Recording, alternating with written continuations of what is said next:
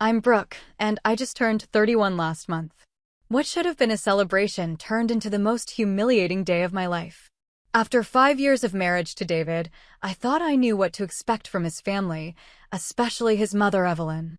But nothing prepared me for opening that beautifully wrapped gift box to find divorce papers nestled inside like a cruel joke. The room went silent as Evelyn's triumphant smile cut through me like a knife. If you're watching this, let me know where you're from in the comments, hit like and subscribe, and stick around to hear how my monster-in-law's birthday gift ultimately changed my life in ways I never expected. Before I met David, I had built a life I was proud of. I'd worked hard through nursing school, specializing in pediatrics, because something about helping children always felt right to me. My apartment was small but cozy, decorated with photos of my travels and mementos from friends. I had a tight circle of friends, weekend brunches, and a cat named Whiskers who greeted me at the door each evening. My life wasn't perfect, but it was mine, and I was content. Everything changed at the annual Children's Hospital Charity Gala. I was there representing the pediatric ward, wearing a navy blue dress I'd splurged on for the occasion. I was chatting with a colleague when I noticed him across the room, tall, with kind eyes and a genuine smile that made the corners of his eyes crinkle. David Harrington, as I would soon learn, was there representing his architecture firm, which had designed the hospital's new children's wing. "That chandelier is something, isn't it?" he said, appearing beside me with 2 glasses of champagne, offering me one. I'd like to say I designed it, but I can only take credit for the ceiling that holds it. His self-deprecating humor made me laugh, and we spent the rest of the evening talking. David was passionate about his work, describing how he tried to design spaces that would comfort children during difficult times. By the end of the night, we'd exchanged numbers, and I felt that flutter of possibility. Our relationship progressed quickly. We discovered shared interests in hiking, old movies, and trying out hole-in-the-wall restaurants. David was attentive and thoughtful, bringing me coffee during my overnight shifts and remembering small details about my likes and dislikes. 3 months in, he told me he loved me as we watched the sunrise from a mountain overlook, and I knew I felt the same. When David suggested meeting his family 6 months into our relationship, I was nervous but excited. Family was important to him, and I wanted to make a good impression. His father, Thomas, was a retired judge, stern but fair, with a dry wit that appeared when you least expected it. His younger sister, Lauren, was studying marine biology and shared my love of true crime podcasts. And then there was Evelyn. At first glance, Evelyn Harrington was the picture of elegance, perfectly coiffed silver blonde hair, tailored clothes, and a home straight out of an interior design magazine. She welcomed me with a hug that felt just a beat too long and a smile that didn't quite reach her eyes. "So you're the nurse who's caught my David's attention," she said, looking me over. I always pictured him with someone from our country club circle, perhaps in a more prestigious profession. But there's something refreshing about your simplicity. I felt the sting but brushed it off as first meeting awkwardness. David squeezed my hand reassuringly, and I convinced myself I was overreacting. Throughout dinner, Evelyn peppered me with questions about my family background, subtly highlighting the differences between my middle-class upbringing and their old money status. When I mentioned my parents' divorce, she clicked her tongue sympathetically while saying, "Well, I suppose that explains your independent streak." Despite these undercurrents, the evening ended pleasantly enough, with Thomas inviting me to come back soon and Lauren insisting we exchange numbers. In the car ride home, David was beaming. "They loved you," he said confidently. I didn't have the heart to express my reservations about his mother. 8 months into our relationship, on a weekend trip to a lakeside cabin, David proposed with his grandmother's emerald ring. In that moment of joy and surprise, thoughts of Evelyn's subtle disapproval were far from my mind. I said yes without hesitation, already envisioning our future together. Wedding planning should have been my first serious warning. Evelyn insisted on being involved in every decision, from the venue to the napkin colors. When I selected a simple, elegant dress that fit my budget, Evelyn arranged a surprise appointment at an exclusive bridal boutique, presenting me with a massive ball gown that was entirely not my style. David comes from a certain background, dear, she explained when I expressed hesitation. We need to make sure you look the part of a Harrington bride. I stood my ground on the dress, but gave in on countless other details to keep the peace. David, increasingly busy with a major project at work, seemed oblivious to the tension, or perhaps deliberately avoided it. My best friend Melissa noticed, though. Are you sure about this? She asked over coffee, 3 months before the wedding. His mom is treating you like an accessory, not a person.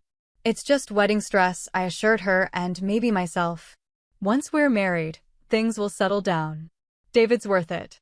Our wedding day arrived, a perfect June afternoon with clear skies. Despite Evelyn's last-minute attempts to change the floral arrangements and seating chart, everything came together beautifully. As my father walked me down the aisle toward David, his face lit up with such love that all my doubts melted away. This was right. This was forever. The reception was magical until I overheard Evelyn in conversation with one of her friends. The ceremony was lovely, despite the unconventional choices. We'll work on refining her over time. I pretended not to hear, refusing to let anything dim the joy of the day. After a honeymoon in Greece, we moved into a charming craftsman home not far from the hospital where I worked. Those first weeks of marriage were a delicious blur of newlywed bliss, christening every room of the house, learning each other's routines, and planning our future. We talked about starting a family within a year or two, renovating the spare bedroom into a nursery, and hosting our first Christmas as a married couple. I've never been happier, David whispered one night as we lay tangled in sheets, the moonlight casting patterns on our bedroom wall. You're everything I've ever wanted. I believed him completely, pushing away the nagging voice that wondered if Evelyn would ever truly accept me as part of the family. This was our time, our beginning, and nothing could tarnish the hope I felt for our future together. The first year of our marriage had all the hallmarks of newlywed bliss: weekend brunches in bed, spontaneous date nights, and the exciting process of blending our lives together. We established traditions like Sunday hikes and Thursday movie nights. David would leave little notes in my lunch bag when I had early hospital shifts, and I'd surprise him with his favorite desserts after stressful work days. To outsiders, we were the perfect couple. But subtle shifts began around our 6-month anniversary. David's architecture firm took on a prestigious project designing a new art center, which meant longer hours and weekend work. I supported his career, of course, but the empty space in our bed grew more noticeable with each passing week. It's just temporary, he'd assure me, kissing my forehead distractedly as he checked his emails at the breakfast table. Once we get through the design phase, things will calm down. What didn't calm down were Evelyn's visits. She developed a habit of dropping by unannounced, always with some thin pretext, bringing us leftovers from her dinner party, delivering catalogs for patio furniture we didn't ask for, or simply being in the neighborhood. Somehow, these visits often coincided with David's absences. "Oh, is David working late again?" she'd ask with feigned surprise, though I suspected she timed her visits intentionally. Well, this gives us girl time. I should show you how to properly organize these kitchen cabinets. After the 3rd week of these intrusions, I tried establishing some boundaries. Evelyn, we appreciate your visits, but it would be helpful if you could call before coming over, I suggested gently. Sometimes I'm resting after night shifts or have made other plans. Her face hardened momentarily before melting into a concerned smile. I didn't realize I needed an appointment to see my son and his wife. Family has always been welcome in our home anytime. But I suppose you were raised differently. That evening, I mentioned the conversation to David, hoping for support. Instead, he frowned. Mom's just trying to be close to us, Brooke.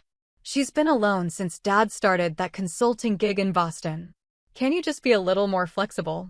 It was the first time I felt that sinking realization that in conflicts between his mother and me, David might not automatically take my side.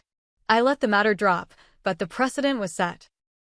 As months passed, family gatherings became increasingly tense affairs.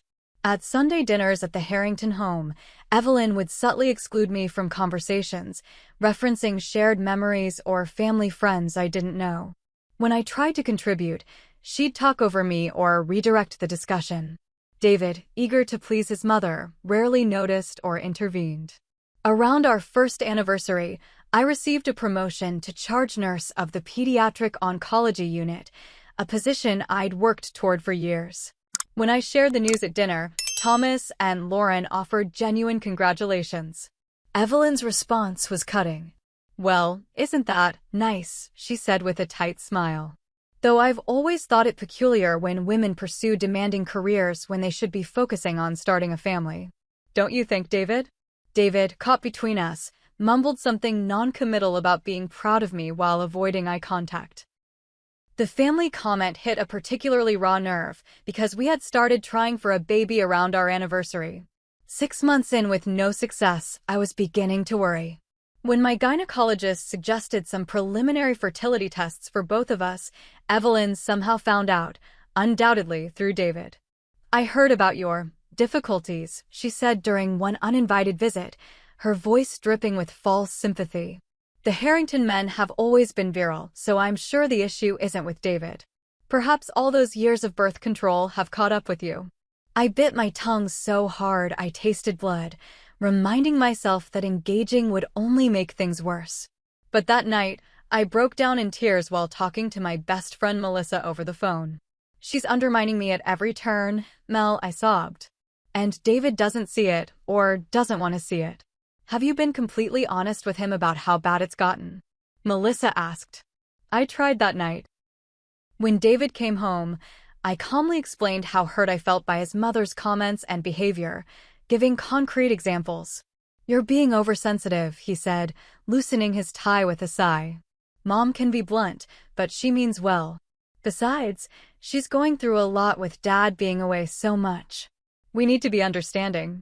"What about understanding how I feel?" I asked, my voice rising despite my efforts to stay calm. "I'm your wife, David." "And she's my mother," he replied, as if that settled everything. "She raised me alone after my grandfather died. We've always been close. You knew that when you married me." I began to realize there was a pattern forming. When David and I were alone, things were generally good between us. But Evelyn was an invisible third party in our marriage, her influence manifesting in David's reactions, priorities, and the growing distance between us. The holiday season of our second year brought new tensions. I had always loved Christmas and wanted to host dinner at our home, establishing our own traditions. Evelyn was horrified by the suggestion. "Christmas has always been at the family home," she insisted. "David's grandparents hosted, then Thomas and I, and someday, when David inherits the house, you'll host there. That's how it's done." When David sided with his mother, I suggested a compromise: Christmas Eve at our house, Christmas Day at hers. Even this was deemed unacceptable. I ultimately gave in, spending Christmas Day watching Evelyn criticize everything from my contribution to the meal, store-bought pie crust, how pragmatic, to my gift selections. The following spring, I discovered something disturbing. Looking for a document in David's home office, I found printed emails between him and his mother discussing our marriage, including private details about our fertility struggles and arguments. In one exchange, Evelyn wrote, "I've always felt Brooke isn't quite right for you, darling. The nursing career is admirable, but she lacks the social graces and background a Harrington spouse should have. Remember Cousin Philip's divorce? Sometimes it's better to admit a mistake early." David's response wasn't a defense of me, but a plea for patience. "I know you have concerns, Mom, but I love Brooke. Give her time to adjust to our family's ways." I felt physically ill reading their words, this betrayal of my privacy and trust. When I confronted David that evening, showing him the printed emails, he was angry, not at his mother, but at me for snooping. "Those were private conversations," he said, gathering the papers defensively. "About me?" I replied, incredulous. "You're discussing our fertility issues with your mother and letting her suggest I'm not good enough for you. How could you?" "You're taking things out of context," he insisted. "Mom's protective, that's all. She'll come around eventually." But as our second anniversary approached, it was clear Evelyn had no intention of coming around. Instead, her campaign against me intensified. My favorite vase, a wedding gift from my aunt, was accidentally knocked over during one of her visits. My framed nursing diploma mysteriously fell from the wall, its glass shattered. Little things went missing from my closet or appeared stained after Evelyn offered to help with the laundry. By our 3rd year of marriage, the toll was becoming visible. I'd lost weight, developed insomnia, and found myself constantly on edge. Work became my sanctuary, the one place where I felt competent and valued. At home, I walked on eggshells, never knowing when David would relay something to his mother or when she would appear at our door. When I suggested marriage counseling, David scoffed. "We don't need some stranger telling us how to communicate," he said dismissively. "All couples go through adjustments. You're making mountains out of molehills." But they weren't molehills to me. They were mountains, growing higher and steeper with each passing day. As we entered our 3rd year of marriage, the distance between David and me expanded like a slow-growing crack in a foundation. The vibrant, attentive man I'd fallen in love with had been replaced by someone who seemed perpetually distracted, irritable, and defensive. His work hours stretched longer, with late nights at the office becoming the norm rather than the exception. "The Thompson project is at a critical phase," he'd explain, loosening his tie as he walked in at 10 p.m. Or, the clients had last-minute changes to the design. There was always a reason, always a project, always something that kept him away from home and from dealing with our deteriorating relationship. One evening in April, I discovered something that made my stomach drop. Checking our shared calendar to plan a weekend away, a desperate attempt to reconnect, I noticed David had a recurring weekly appointment labeled simply "Eat Dinner." The pieces clicked into place. Those weren't late work nights at all. He was having weekly dinners with Evelyn, deliberately keeping them secret from me. When confronted, David didn't even attempt to deny it. "Mom needs the company with Dad traveling so much," he explained, as if this justified the deception. "I knew you'd make a big deal about it, so I didn't mention it." "It's not the dinners, David, it's the lying," I said, my voice shaking. "What else aren't you telling me?" His silence was more damning than any answer could have been. The next morning, I found a small, ornate silver picture frame on our mantel, one I'd never seen before. It held a photo of David and his ex-girlfriend from college at some formal event, both looking young and carefree. When David came home, I held it up questioningly. "Oh, Mom brought that over yesterday," he said casually. "She was going through old photos and thought I might want it." "And you didn't think it was inappropriate to display a picture of you and your ex in our home?" I asked incredulously. David rolled his eyes. "It's just a photo from years ago, Brooke. Why are you always looking for reasons to be upset with my mother?" This pattern repeated with alarming frequency. My grandmother's quilt, carefully stored in our guest room closet, was accidentally used by Evelyn to wrap china, resulting in wine stains that wouldn't come out. My carefully tended garden was helpfully weeded by Evelyn during one of her visits, destroying rare herbs I'd been nurturing for months. Each incident was met with David's dismissal of my feelings and defense of his mother's intentions. In June, I found something truly disturbing. While cleaning out our spare room closet, I discovered a box of items Evelyn had apparently been systematically taking from our home. My favorite sweater I thought I'd lost, family recipes my mother had written out for me, even pages from my personal journal. When I showed David, his face went pale, but instead of outrage, he offered excuses.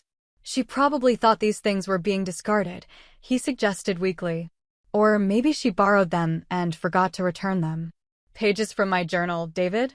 That she had to search for and deliberately tear out. He had no answer for that, but neither did he confront his mother. Instead, he withdrew further, spending more time at work and with his family, without me. Arguments became our primary form of communication. What started as disagreements about Evelyn evolved into fights about everything: money, household chores, future plans. The loving touches and thoughtful gestures that had once defined our relationship disappeared entirely. By summer, I was desperate enough to schedule a marriage counseling appointment on my own, hoping David would join me once it was arranged. The evening I planned to tell him, He came home with news that his mother had organized a family weekend at their lake house. I told her we'd be there, he said, not asking but informing me. It'll be good for us to get away. I've made an appointment with a marriage counselor for that Saturday, I replied. I think that would be better for us. His face hardened. Cancel it. My family is expecting us. Your family or your mother? I asked, feeling something break inside me. They're one and the same, Brooke. The sooner you accept that, the happier we'll all be. I went to the counseling appointment alone, pouring out my story to a sympathetic therapist named Dr. Mitchell. She listened carefully before speaking.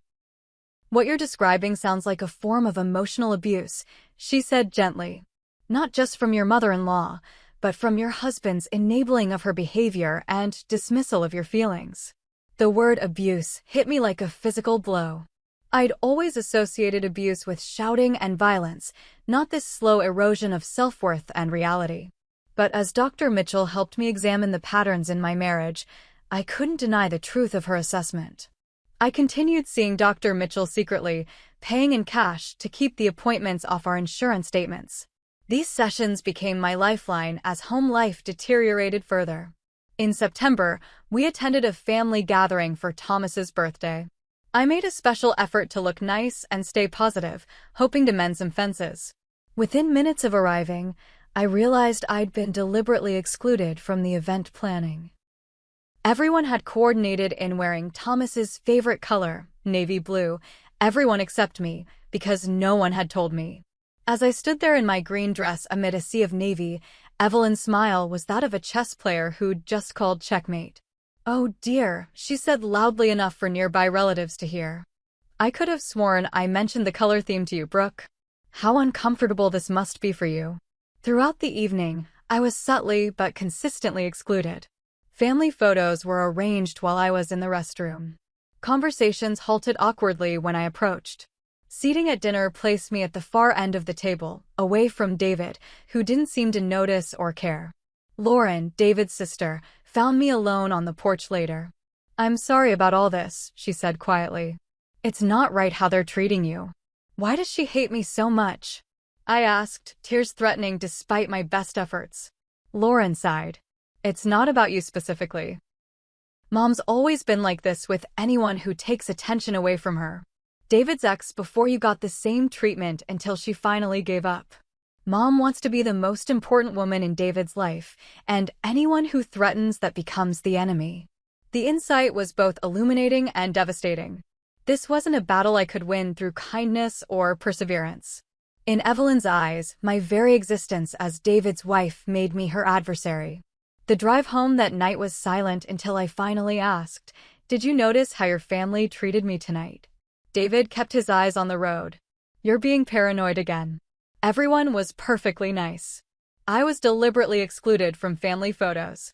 The color coordination. The seating arrangement. Your mother orchestrated all of it." "Jesus, Brooke, not everything is about you," he snapped. "It was Dad's birthday. Can you think about someone else for once?" His words cut deep, inverting reality in a way that made me question my own perceptions. Was I being selfish? Paranoid? Overly sensitive? The doubt crept in like poison. When we arrived home, I discovered a text from David to his mother that he'd accidentally left open on his iPad.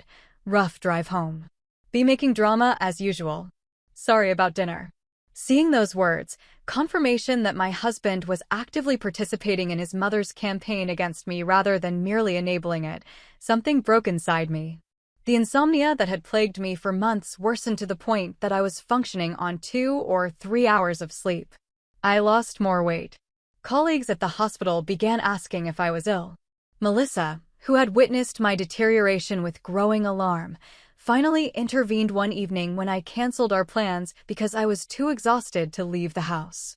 "This isn't you, Brooke," she said, letting herself in with the spare key she'd always had. "You're wasting away in front of my eyes." "I'm fine," I insisted weakly. "Just tired." "When was the last time you felt happy? Truly happy?" I couldn't remember. "He's killing your spirit," Melissa said bluntly. "And you're letting it happen." Her words hung in the air between us, uncomfortable but undeniable. That night, I tried one last time to reach David, laying my heart bare in a way I hadn't attempted in months. "I'm drowning, David," I said, tears streaming down my face. "I love you, but I can't keep living like this. Something has to change." For a moment, I saw a flicker of the man I'd married, concern crossing his features, his hand reaching for mine. Then his phone buzzed with a text.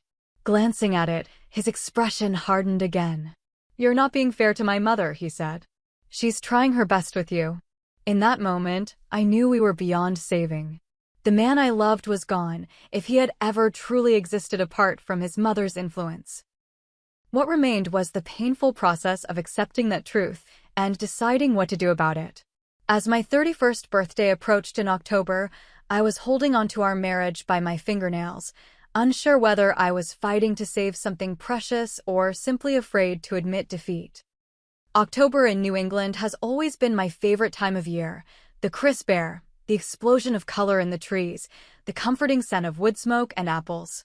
My birthday falls in the middle of the month, and despite everything that had been happening in our marriage, I allowed myself a small bubble of hope that this year might be different.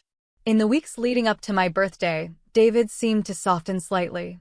He came home earlier a few nights, asked about my day, even brought flowers one evening, yellow roses that reminded me of our courtship. I began to wonder if he was finally recognizing how far we'd drifted and was making an effort to reconnect.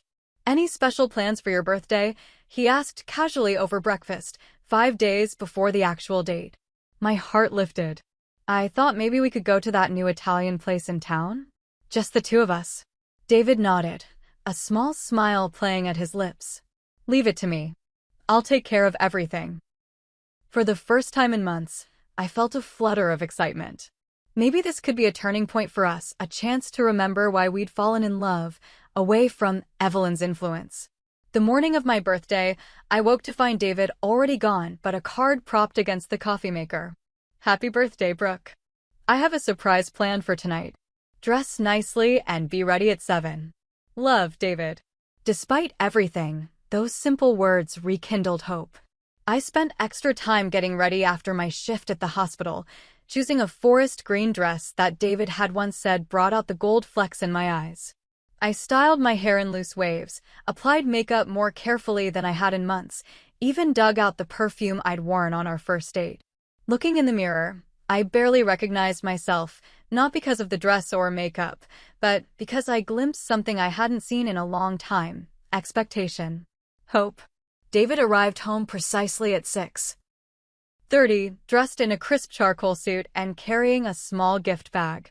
"You look beautiful," he said, and for a moment, it felt like old times. He handed me the bag.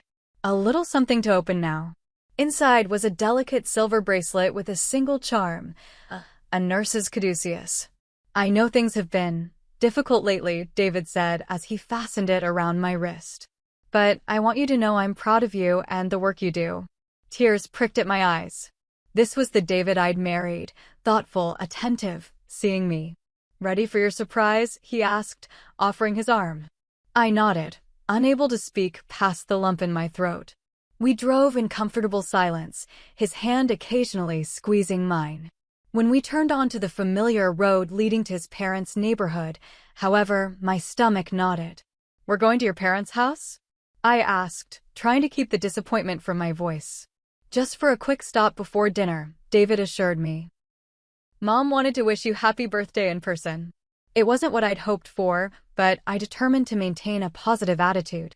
Perhaps this was David's way of showing that he wanted harmony between the women in his life. I could manage one brief, civil interaction with Evelyn for the sake of the evening ahead. As we pulled into the circular driveway of the Harrington home, I noticed several other cars parked there. "Is someone else visiting your parents?" David smiled mysteriously. "You'll see."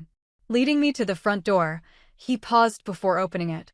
"Happy birthday, Brooke," he said, leaning in to kiss my cheek before pushing the door open.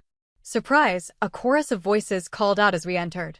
The foyer and living room were filled with people: David's parents, his sister Lauren, aunts, uncles, cousins, and several neighbors I recognized from previous family gatherings. A banner reading, "Happy 31st Birthday, Brooke," hung across the fireplace mantel. The dining table was set with Evelyn's finest china and crystal, a three-tiered cake at its center. My first reaction was genuine surprise, followed quickly by confusion. This wasn't the intimate dinner I'd imagined, but a family party at Evelyn's house, planned by Evelyn, without any input from me. "Were you surprised?" David asked eagerly, his arm around my waist. I nodded, not trusting myself to speak. Looking around the room, I noticed something odd. Several family members seemed uncomfortable, exchanging glances or suddenly becoming very interested in their drinks. The atmosphere felt strangely tense for a birthday celebration. Evelyn approached, immaculate as always in a tailored navy dress, her smile tight and triumphant. "Happy birthday, dear," she said, kissing both my cheeks. "I hope you don't mind that we arranged a little gathering. Family should be together for important occasions, don't you think?" Before I could respond, she was guiding me into the living room, where Thomas offered me a glass of champagne with an expression I couldn't quite read. Was that pity in his eyes? For the next half hour, I moved through the room in a daze, accepting birthday wishes from people who had largely ignored or tolerated me at previous family gatherings. Lauren hugged me tightly, whispering, "I'm so sorry," before quickly moving away when Evelyn approached. "Sorry for what?" The question echoed in my mind as I noticed more oddities: the absence of any of my friends or family members, the hushed conversations that halted when I neared, the way David seemed to be avoiding meeting my eyes. Finally, Evelyn called for everyone's attention by tapping a spoon against her crystal glass. "Before we have cake, David and I have a special gift for Brooke," she announced. "David, would you like to do the honors?" My husband moved to stand beside his mother, accepting a beautifully wrapped box tied with an elaborate silver bow. The room fell silent as he approached me, his expression unreadable. "Happy birthday," he said quietly, placing the box in my hands. Something about the weight of it, the expectant hush in the room, sent warning signals through my body. With trembling fingers, I untied the bow and lifted the lid. Inside, nestled on a bed of tissue paper, lay a stack of legal documents. Confusion gave way to disbelief as I read the heading on the top page: "Petition for Dissolution of Marriage." Divorce papers. On my birthday. In front of David's entire family. I looked up at David, certain this must be some terrible mistake or cruel joke. His eyes were fixed on the floor, his posture resigned. "What is this?" I whispered, though I knew exactly what it was. Evelyn stepped forward, placing her hand on David's arm possessively. "David has been trying to find the right time to tell you, but these situations are never easy. We thought it would be kinder to have family present for support." "Kinder?" The word escaped as a strangled sound. "The marriage isn't working, Brooke," David finally said, still not meeting my gaze. "I think we both know that. And you decided to tell me this way? On my birthday? In front of your entire family?" Each question rose in volume until I was nearly shouting. Evelyn's voice cut through my shock. "Now, dear, there's no need for a scene. The papers are quite generous. David is offering the condo and a fair settlement. We've engaged the best divorce attorney in Boston to ensure everything proceeds smoothly." I repeated, suddenly understanding. "You've been planning this together?" "Mother has been very supportive during this difficult decision," David said, finally looking at me with a mixture of defiance and what appeared to be relief. "I'm sure this comes as a shock," Evelyn continued, addressing the room as much as me, "but David has realized this match was, how shall I put it, not quite right from the beginning. You're from such different worlds, after all. The stress has been affecting his work, his health. As his mother, I couldn't stand by and watch him suffer any longer." The room spun around me as the full impact of the humiliation hit. This wasn't a spontaneous decision or even a private marital matter. This was a calculated public execution of our marriage, orchestrated by Evelyn with David's willing participation. "You've never been happy with our family, Brooke," Evelyn continued, her voice dripping with false sympathy. "Always finding fault, always feeling excluded. Perhaps this is for the best, before children complicate matters." The Harrington name carries certain expectations, certain responsibilities that not everyone is equipped to handle. Something inside me shattered. 3 years of gaslighting, manipulation, and emotional abuse crystallized into a moment of perfect clarity. I looked around the room at the faces of people who had allowed this to happen, some uncomfortable, some curious, none intervening. "You planned this," I said, my voice eerily calm as I addressed Evelyn directly. "You orchestrated this entire spectacle. What kind of person does this to another human being?" "I'm only protecting my son," she replied, mask slipping to reveal a flash of the true malice beneath. I turned to David, waiting for him to defend me, to say this had gone too far. Instead, he moved to stand closer to his mother. "The papers need to be signed within 30 days, he said mechanically. "My lawyer will contact yours." In that moment, I understood that the man I thought I'd married had never truly existed. He was an extension of his mother, a puppet whose strings I had foolishly thought could be cut. A hysterical laugh bubbled up from somewhere deep inside me. 3 years, I said, looking from David to Evelyn. 3 years of my life trying to be good enough for a family that decided I was unworthy before they even knew me. I pulled my phone from my purse and sent a text with shaking fingers. "Enjoy your party," I said, placing the divorce papers back in the box and setting it on the coffee table. "I believe this belongs to you, Evelyn." "It always has." As I moved toward the door, Lauren stepped forward. "Brooke, wait." "It's okay, Lauren," I said quietly. "At least now I know." I walked out into the crisp October night, tears finally streaming down my face as the full weight of the betrayal hit me. Within minutes, Melissa's car pulled up. My emergency text had brought her running. One look at my face told her everything she needed to know. "Get in," she said, throwing the passenger door open. "Whatever happened in there, we'll deal with it together." As we drove away from the Harrington house, I watched the gathered silhouettes in the window grow smaller in the side mirror. 3 years of my life, reduced to a cruel spectacle orchestrated by a woman who had hated me from the beginning and enabled by the man who had vowed to love me above all others. The divorce papers were merely the formal documentation of a marriage that had been dying by 1,000 cuts since the day it began. The days following what I came to call the birthday ambush passed in a blur of shock, rage, and overwhelming grief. Melissa insisted I stay with her rather than return to the home I'd shared with David. "You're not going back there alone," she said firmly as she helped me pack essentials while David was still at his parents' house. I moved through these actions like a sleepwalker, mechanically gathering clothes, toiletries, and important documents. When I reached for my grandmother's quilt, already stained by Evelyn's accident, but still precious to me, something broke through the numbness. "She planned this for a long time," I said, tracing the pattern of the quilt with trembling fingers. "All those accidents with my things, all those comments, she was systematically destroying everything that mattered to me." Melissa nodded grimly. "And David let her." That was the hardest truth to accept, not Evelyn's cruelty, which I'd experienced firsthand for years, but David's betrayal. The man who had promised to be my partner had instead been my adversary, working with his mother to orchestrate my humiliation. 2 days after the party, I received an email from David's attorney, a clinical message detailing the division of assets proposed in the divorce papers I'd left behind. The tone was coldly efficient, as if we were dissolving a business partnership rather than a marriage. The email mentioned that David had already moved the remainder of his belongings out of our home and asked when they could arrange for me to collect the rest of mine. When I didn't respond immediately, David texted, "The sooner we handle this, the better for everyone. Mom knows a realtor who can list the condo." Of course she did. Of course she was already involved in dismantling what remained of our life together. I forwarded the email to a divorce attorney Melissa had recommended and tried to focus on practical matters, setting up mail forwarding, notifying the hospital of my temporary address change, opening a separate bank account.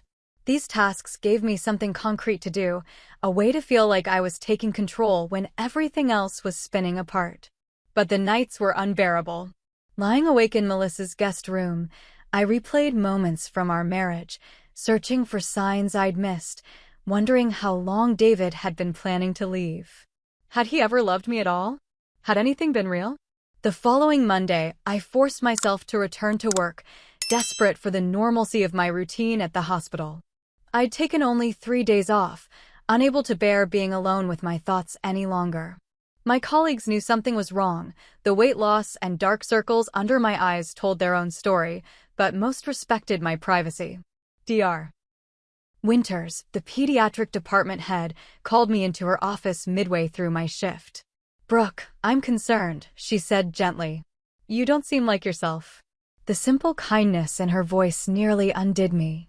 I managed to explain that my marriage had ended suddenly, and I was dealing with the fallout. "Take medical leave," she suggested. "You have weeks of unused time. The children here need you at your best, and right now you need to focus on healing." I wanted to protest that work was the only thing keeping me functional, but the truth was I wasn't functioning. I'd almost administered the wrong dosage of medication earlier that day, catching myself at the last moment. Dr. Winters was right. I wasn't safe to practice nursing in my current state. The medical leave began a darker period. Without work to structure my days, I sank deeper into depression. I barely ate, slept in fragmented bursts plagued by nightmares, and found myself unable to make even simple decisions.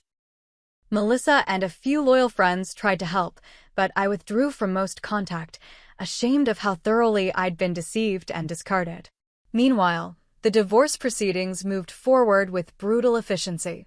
David had clearly been preparing for months, financial records organized, assets cataloged, legal strategy in place.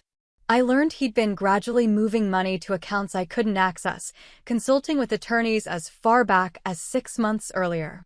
The betrayal had been calculated and comprehensive. 3 weeks after my birthday, I finally mustered the strength to fully move out of our condo. Melissa and 2 other friends helped pack and load a rented truck while I wandered through rooms that no longer felt like mine, saying goodbye to the life I'd thought we were building.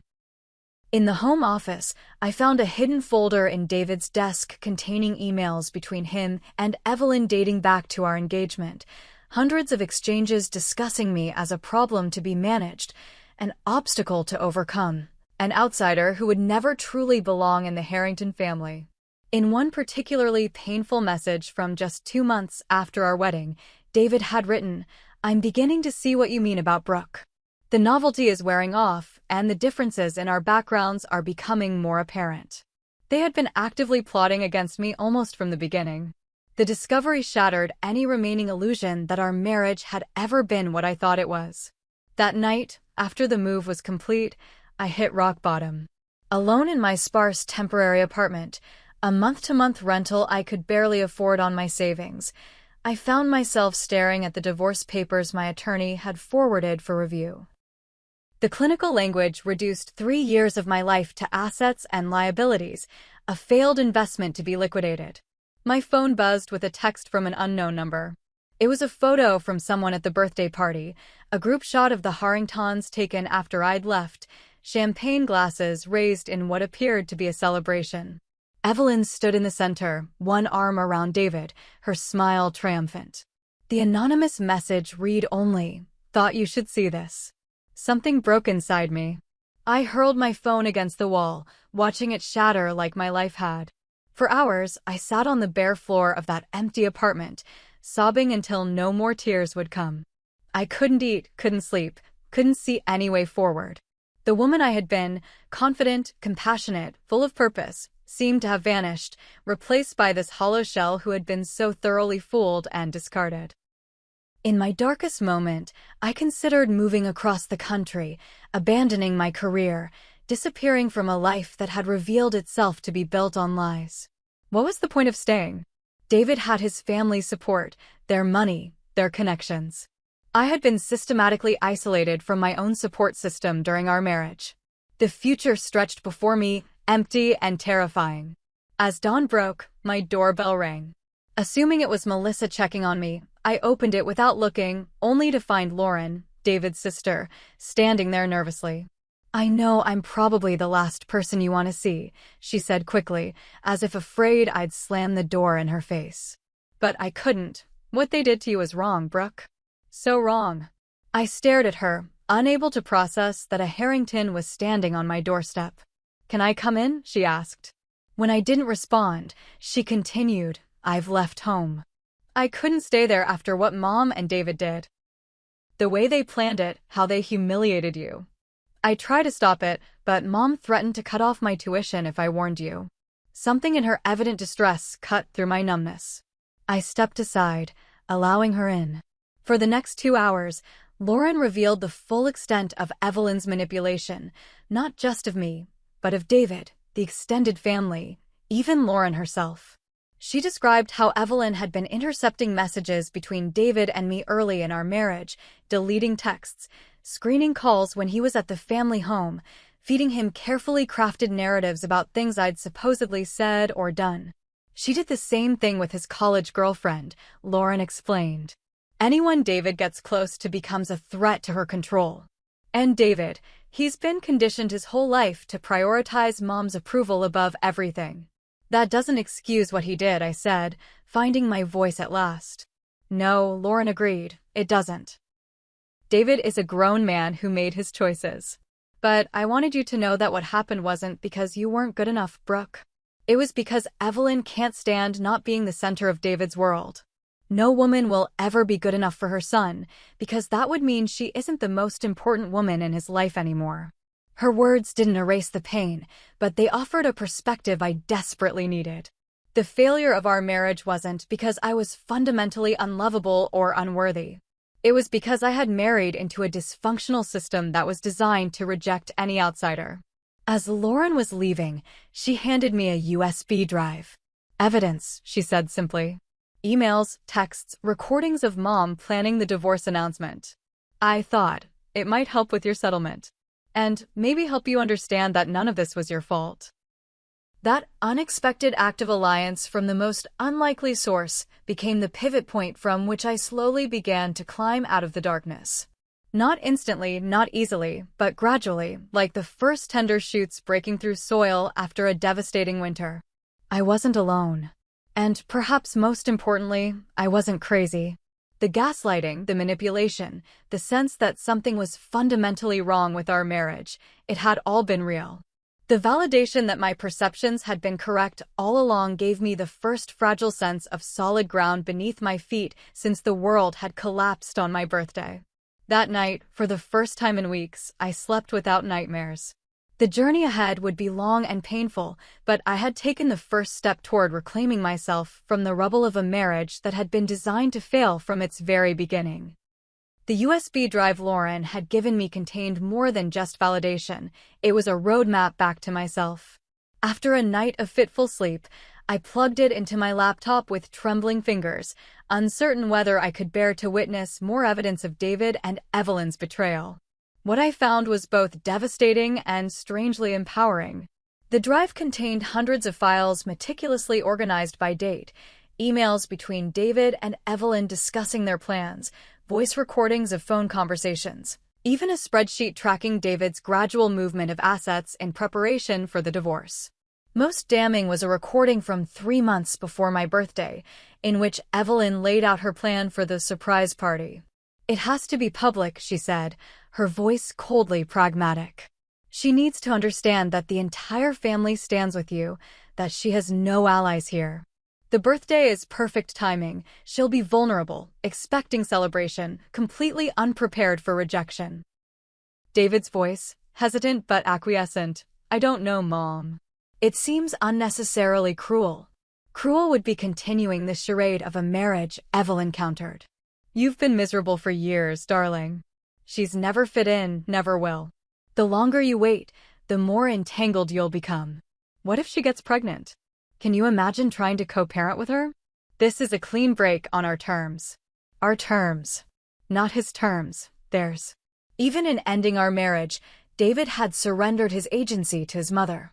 With shaking hands, I compiled the most relevant files onto a new drive and called the attorney Melissa had recommended, Diane Santos, a formidable divorce lawyer known for her uncompromising approach.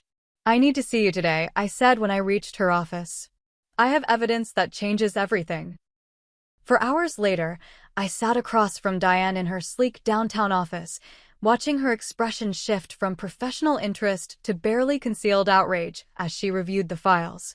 "This goes beyond a contentious divorce," she said finally, removing her reading glasses. "What they did to you constitutes emotional abuse and potentially financial fraud. The deliberate concealment of assets, the planned public humiliation." She paused, tapping her pen against the desk. "Brooke, with this evidence, we can pursue a much more aggressive settlement.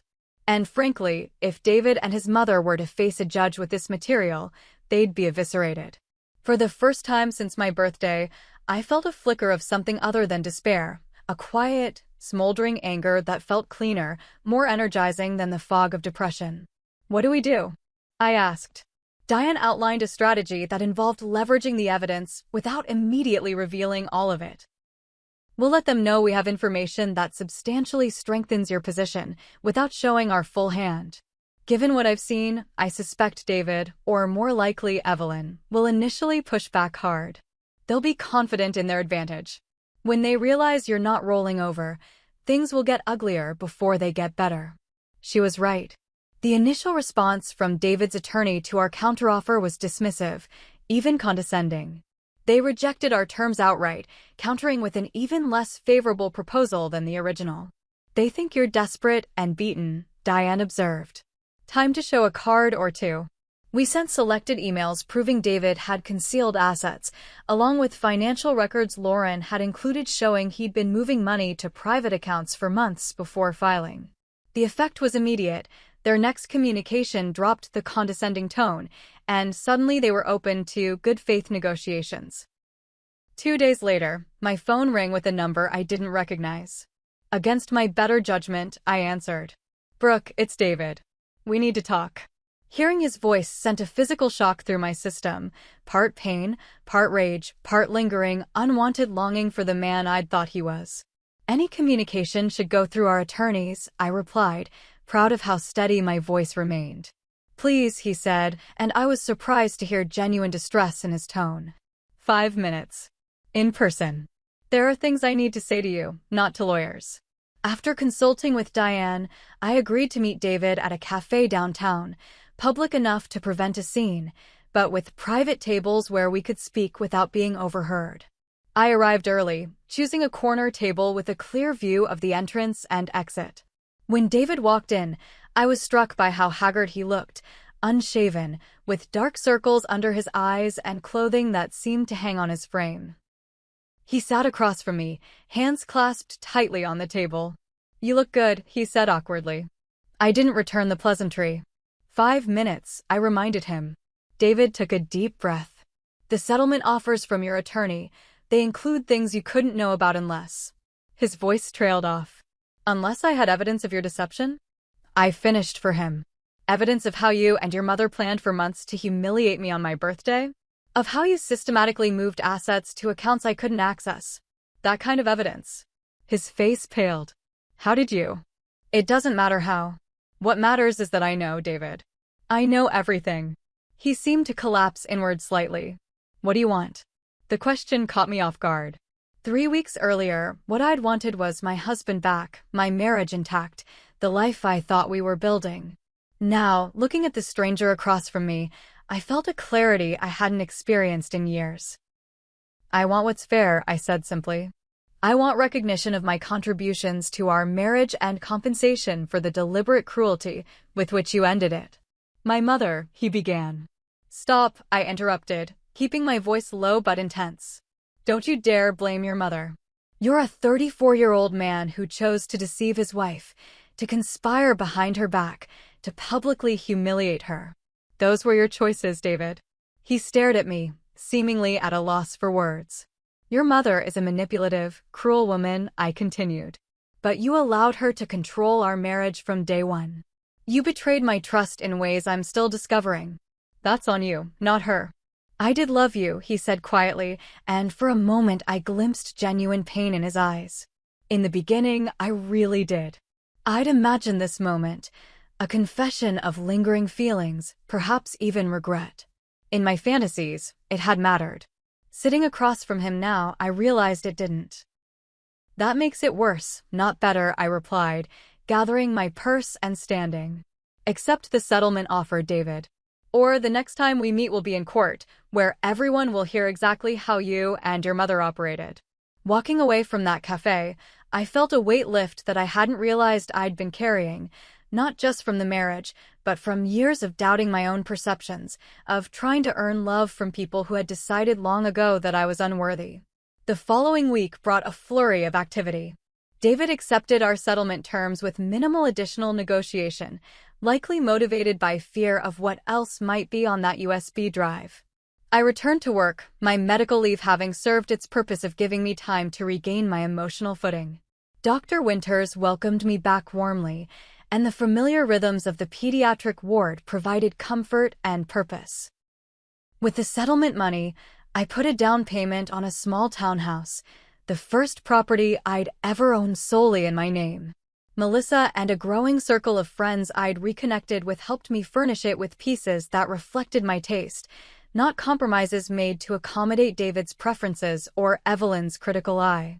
Each decision I made for myself, from paint colors to furniture placement to how I spent my evenings, felt like reclaiming a piece of my identity that had been systematically suppressed during my marriage. I joined a support group for people recovering from emotionally abusive relationships, where I found both understanding and perspective.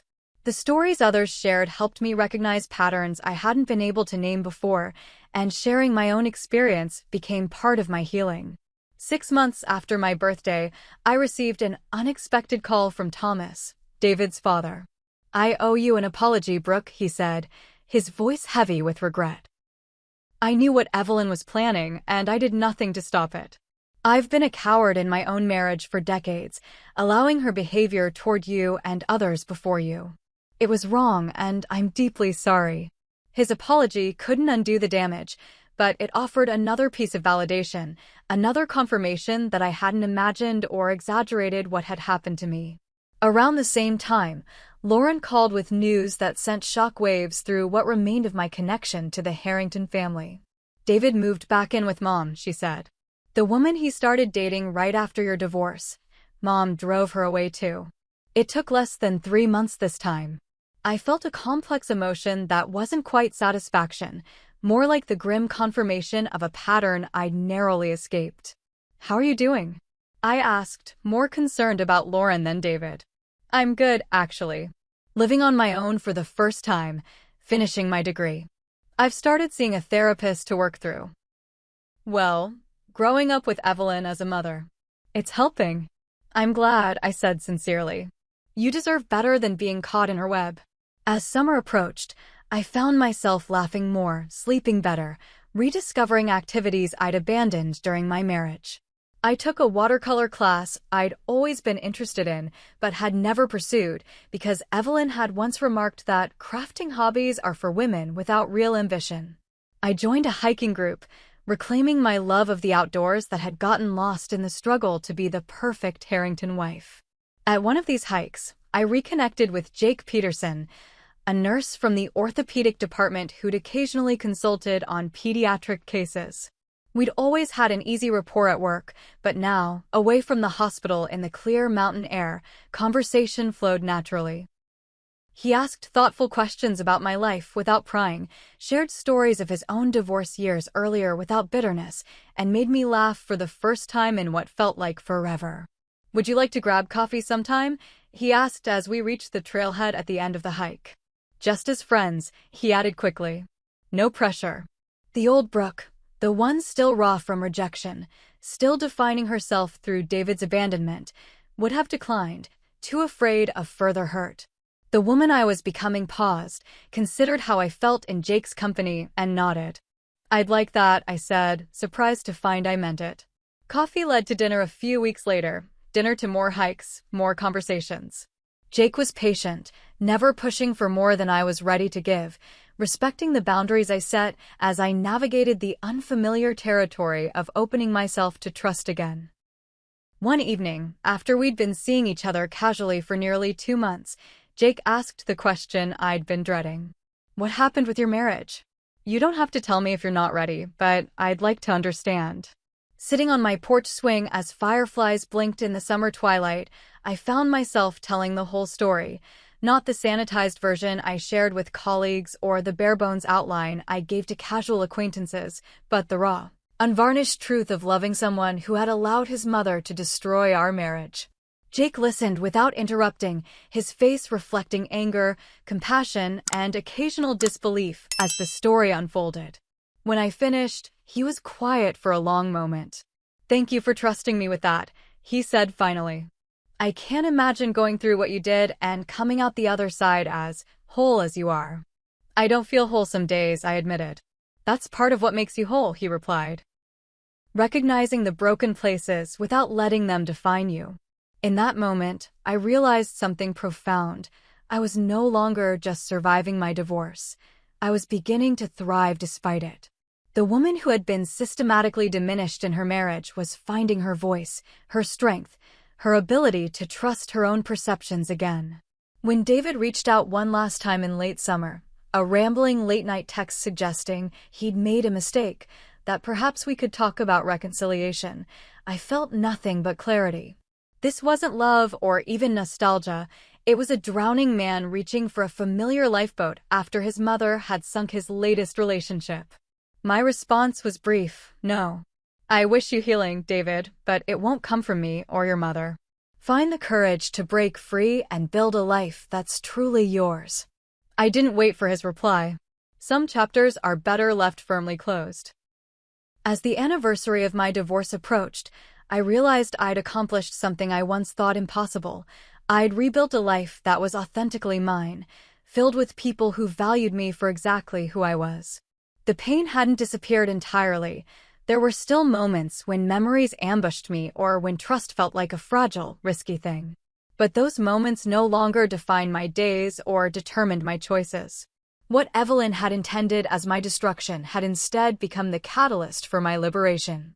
In trying to break me, she had inadvertently freed me from a marriage that had been slowly eroding my sense of self from the very beginning.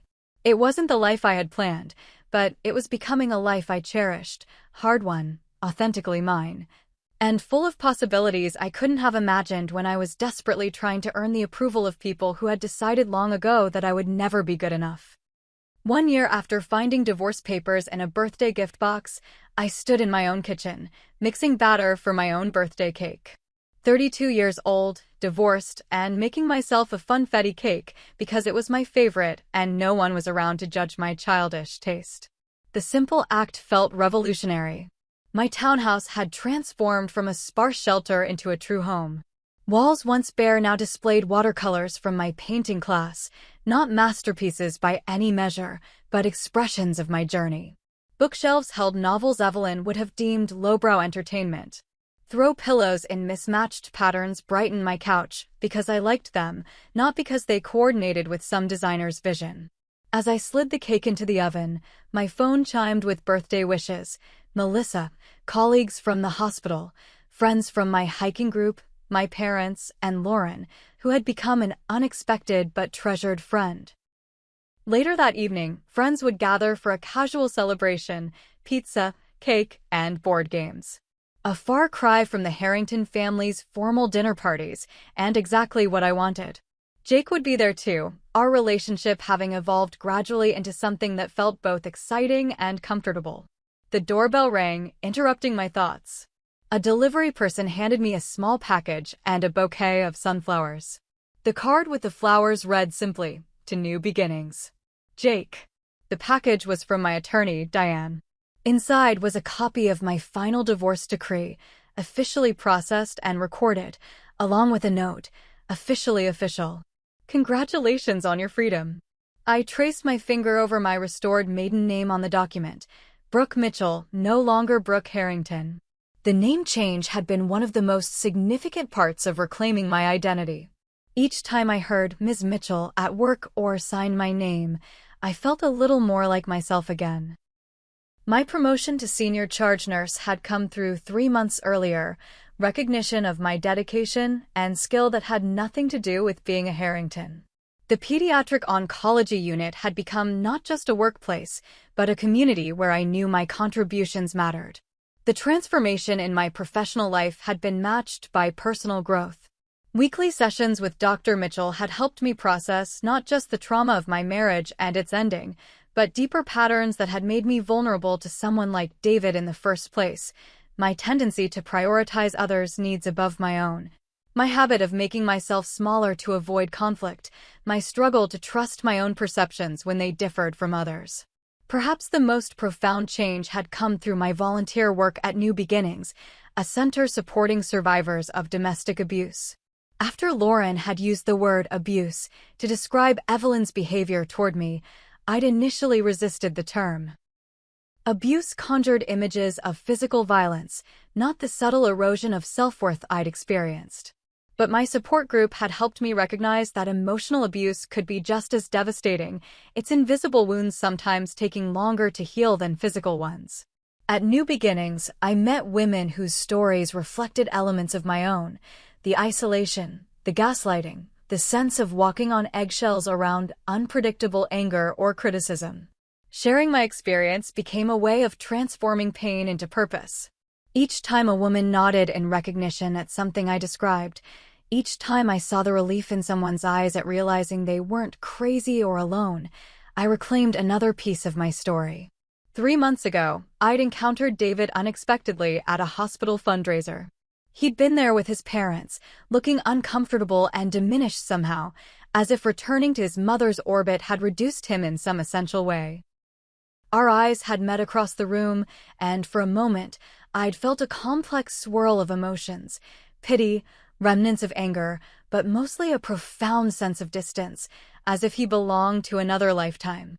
Evelyn had noticed the exchange and swiftly inserted herself between us, guiding David away with a possessive hand on his arm.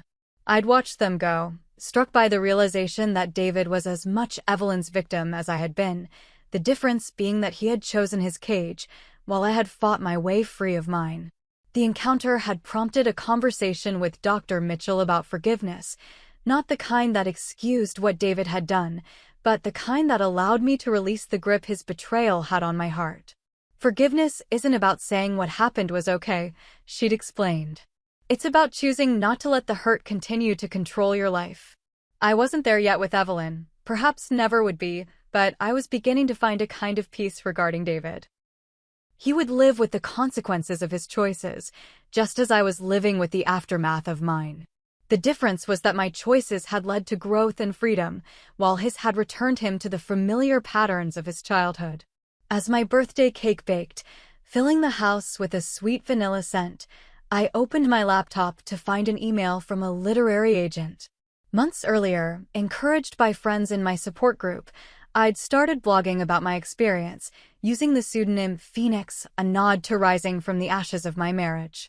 The blog had resonated with more people than I could have imagined, women and men struggling to understand the dynamics of their own relationships or heal from ones that had ended.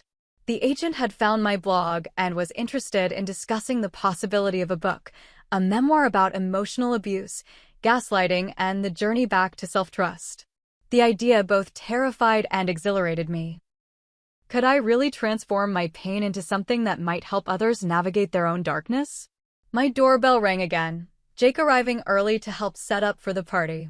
When I opened the door, his smile warmed me in a way I'd almost forgotten was possible. "Happy birthday," he said, stepping inside and kissing me softly. "How does it feel to be 32? "Better than 31, I replied with a laugh that held no bitterness. "So much better than 31. Later, surrounded by friends eating pizza and arguing good-naturedly over board game rules, I found myself observing the scene as if from a slight distance, not detached, but marveling at how different my life had become in just 1 year. These people loved me for who I was, not who they wanted me to be. They valued my opinions, respected my boundaries, celebrated my successes without resentment. This was family, not defined by blood or marriage certificates, but by genuine care and mutual respect.